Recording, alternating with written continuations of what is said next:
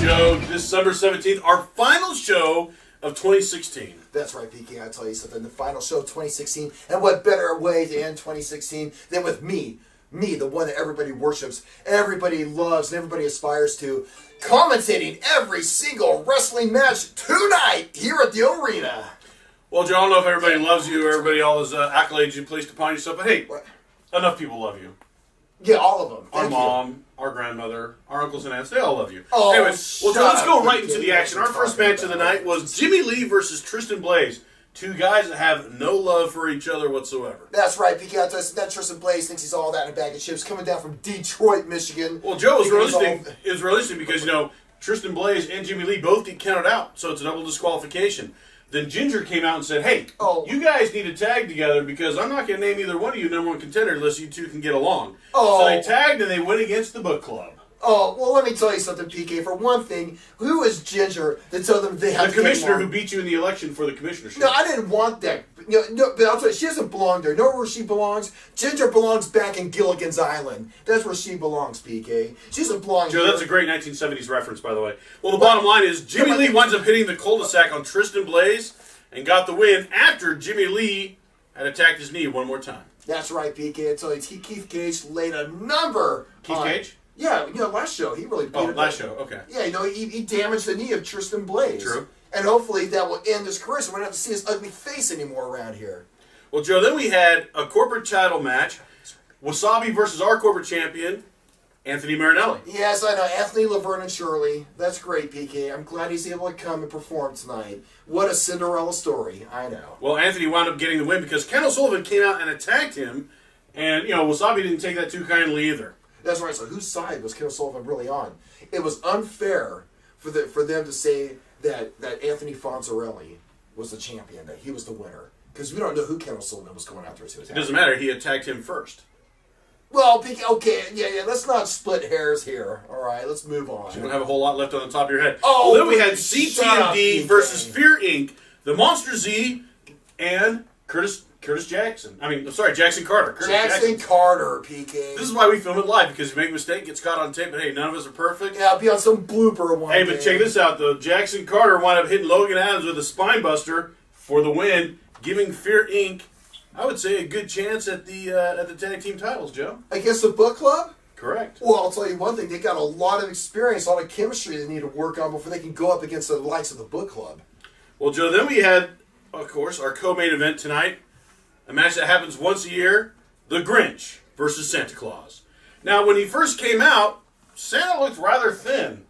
Looked like that Atkins diet might have been paying off. The Grinch winds up hitting the Grinch punch, which makes Santa's heart 4 times smaller, and then winds up getting a pin on Santa, but then Santa's music comes on, and the real Santa Claus comes out. Yeah, all big fat and jolly. He winds up pinning the Grinch, so the Grinch does go down as a record holder for holding the Christmas title, but as the shortest reigning Christmas title match holder. Oh, PK, that's not fair. PK, that's your problem. Okay, that title's only defended once a year. So just because some imposter comes into the ring who looks like a cross between David Garrison and Olive Oil and loses it, and then PK, that doesn't even count. I'm sorry, that doesn't count. Besides, these people are so hard on the Grinch. Do you remember how he went down to the Who's in Whoville and carved that roast beef? How nice he was to Cindy Lou Who, who was no more than 2? And then Santa Claus only caters to Christians. That's horrible, PK. Well, Joe, then we had Scott Mason versus John Hogan. Hogan, unfortunately, he accidentally hit the Reverend Zimmerman. And then at that point, Scott Mason took him, pinned him while he had his legs up on the ropes for leverage. PK, you saw that supposedly. I didn't see that, so I don't know what you're talking about. Of course not, because, Joe, you only see the things you want to see through rose-tinted glasses. Yeah, you see it through dark-tinted glasses. Yeah.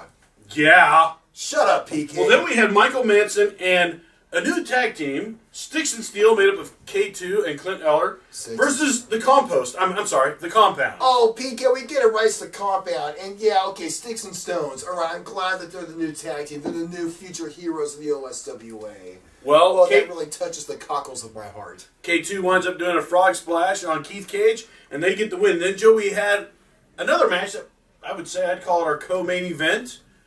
When what happened was Jake Hughes came out, Bobby Popham came out. They started kind of going back and forth, and Bobby Popham brought up Marcus Adams, who came out. And he basically said, hey, Marcus, we need to see some fire in you. You know, the Royal's done. Your tag partner's gone. And if you want 2017 to be a good year for you and stick around here in the O, you've got to show me that you've got the passion and the fire. So he made it a 3-way match. Yeah, and guess what happened? Right at the bell, he gets kicked out of the ring by Jake Hughes. So much for that pep talk, PK. Well, Jake Hughes, what happened was, out of nowhere, from our audience, there was a man sitting there with a mask on, which isn't too uncommon when you come to the ring, to the O. Well, then this guy jumps in the ring, starts attacking Bobby Poppin, and who does it turn out to be?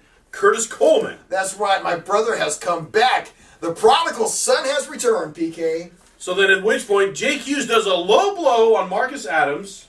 What? Does a DDT after the low blow. Oh. And gets the pin. PK, you need to get on that show, The No Spin Zone, with that Irish guy. Bill O'Reilly? Yeah, Bill O'Reilly, PK. I'll tell you something. You don't know what you're talking about. That was a clean victory, PK. And the bottom line is that guy, Marcus Adams, didn't have a shot against Jake Hughes, PK.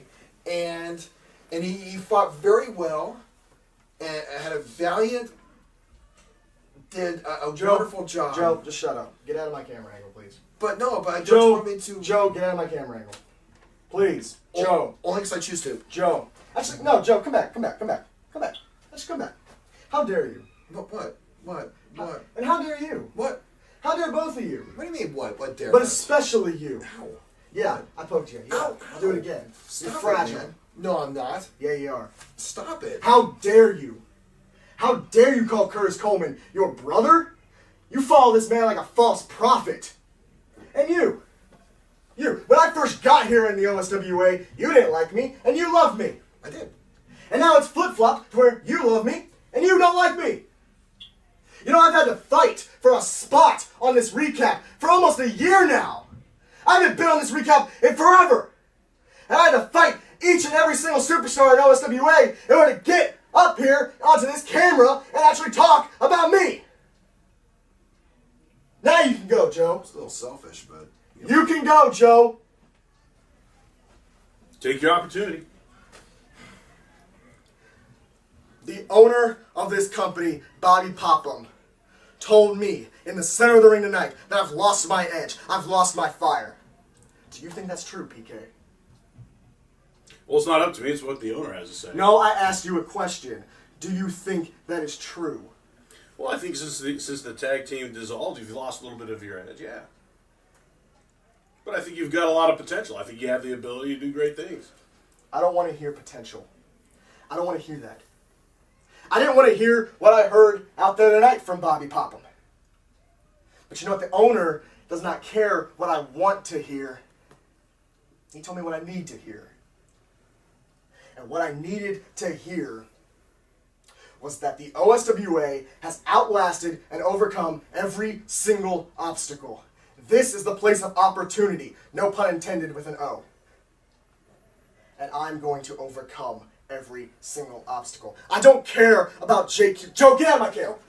I don't care about Jake Hughes. I don't care about Curtis Coleman. I care about the Ultimate Championship and the Adams family that pays a way into the OSWA to come and watch everybody come and wrestle. I don't want to hear potential. I have the fire inside of me, Joe, okay? I just came from a beating in the middle of the ring, and I am mad. I am fuming. I have been to places. I have wrestled Slim J. I have wrestled Patrick Samuels.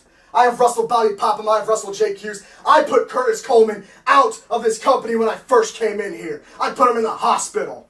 I'll do it again to become the Ultimate Champion. I'm the first entrant in Soul Survivor, and I wasn't sure if I was going to make it to Soul Survivor, but it looks like tonight Bobby Popham has cleared me, and I'm going to make it to Soul Survivor. Nobody wants to talk about Soul Survivor. Nobody. No one's mentioned it. No one's mentioned me. No one's mentioned anything of any importance. It's always the Legion or Curtis Coleman. This is my time. I'm making it my time. I've been places I've been called an infection, I've been called Mr. Wrestling, and I've been called a king. But I'm going to make you believe, and every single other person out there, that I am in the league of Z. Williams, the longest reigning OSWA champion. I am in the league of Curtis Coleman and Alpha McFly. I am the Alpha. Not Alpha McFly, but the Alpha. And I'm going to Soul Survivor, and I am going to make it my moment. Show us what you got in 2017. Stop talking, PK. I'm pissed. Joe, you can come on back now. I'm leaving, Joe. Come back, Joe. Come back. It's okay. I came back because I chose to, PK. The mean man is Right. gone now. It's okay. It's okay. God, man, what a temper. I'm here to protect you. It's okay. No, it's just, I think it's just, Joe, I you don't... got little beads of sweat going on your forehead there. You okay, buddy? Oh, stop it, PK. It's just, is he Well, gone folks, yet? January 7th was... Oh, Wait a minute. Joe, guess who's back? Oh, no, it's the pigeon.